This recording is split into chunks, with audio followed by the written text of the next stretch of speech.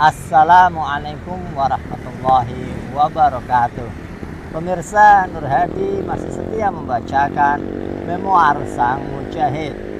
Saya hari ini berada di alun-alun Kajen, Kabupaten Pekalongan, Jawa Tengah. Ya, saya akan membacakan subjudul yang kedua, belajar dari pengamatan. Beberapa ilmu kesehatan secara tradisional memang telah Ustadz Haris ketahui dan berhasil dipraktekkan ke banyak orang. Kepercayaan masyarakat terhadap beliau pun meningkat seiring dengan identitas beliau yang baru, yakni menjadi ahli di pengobatan tradisional. Keberhasilan Ustadz Haris dengan bekam dan terapi lintah adalah jembatan selanjutnya untuk belajar keilmuan yang lain. Begitulah memang seorang Ustadz Haris Mujahid. Jiwa pembelajar sejati betul-betul terpatri kuat di dalam diri. Bagi beliau tidak ada kesempatan untuk berleha-leha, apalagi berhenti belajar dan menebar manfaat. Semangat yang tidak pernah padam dari beliau ini lantas mengantarkan beliau untuk belajar keilmuan baru bernama Fasdu.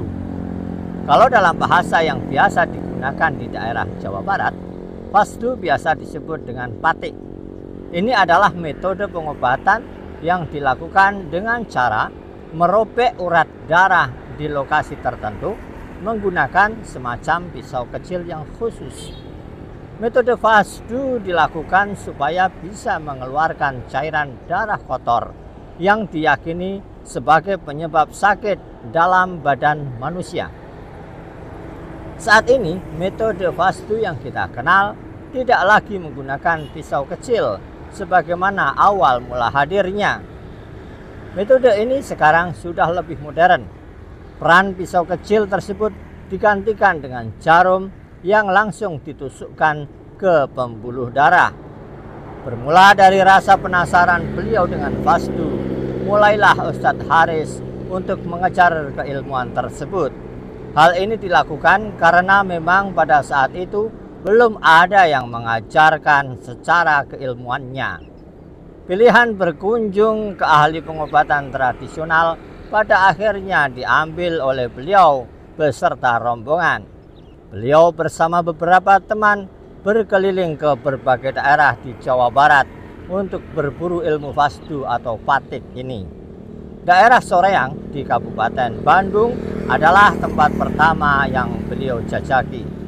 Selanjutnya, wilayah yang lebih jauh juga beliau tuju, seperti Garut dan Indramayu yang memakan waktu 3-4 jam perjalanan dari Bandung. Letaknya yang cukup jauh dari Bandung tidak menyurutkan niat Ustadz Haris beserta tim untuk ke sana. Bahkan khusus ke Indramayu, mereka sampai puluhan kali berkunjung dan mencari informasi lebih dalam mengenai ilmu Fasdu. Kenyataan di lapangan saat berada di daerah-daerah tersebut tidak banyak yang Ustadz Haris dapat dari segi materi. Beliau lebih banyak mengamati dari praktek yang dilakukan pengajarnya.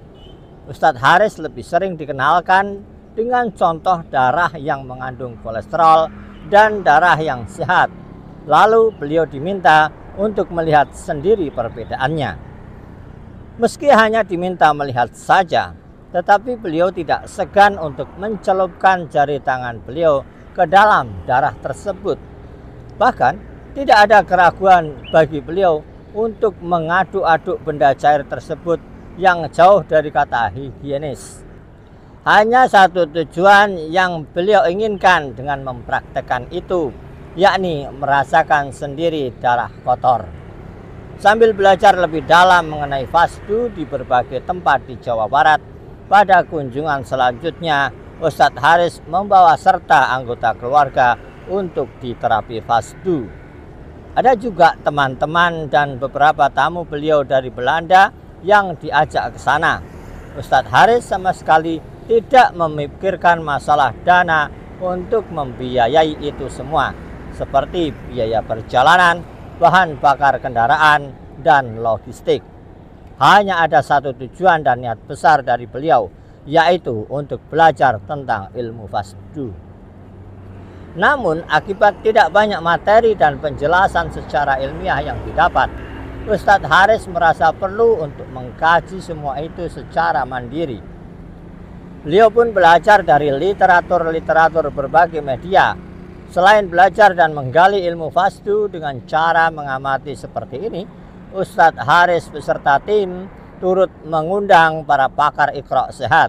Dari situlah ilmu mengenai fasdu berhasil diperoleh dan diperdalam oleh tim Ustadz Haris. Hasil dari belajar dengan para ahlinya ini lantas diterapkan untuk menjadi salah satu ilmu di Iqra Sehat. Beberapa yang didapat dari pembelajaran ini antara lain adalah syarat pasien yang bisa difasdu dan kondisi yang menghalangi mereka untuk difasdu. Pemirsa, mohon tetap setia di kanal Bacain, karena subjudul pengobatan besi panas yang insya Allah akan saya bacakan pada video-video selanjutnya. Terima kasih.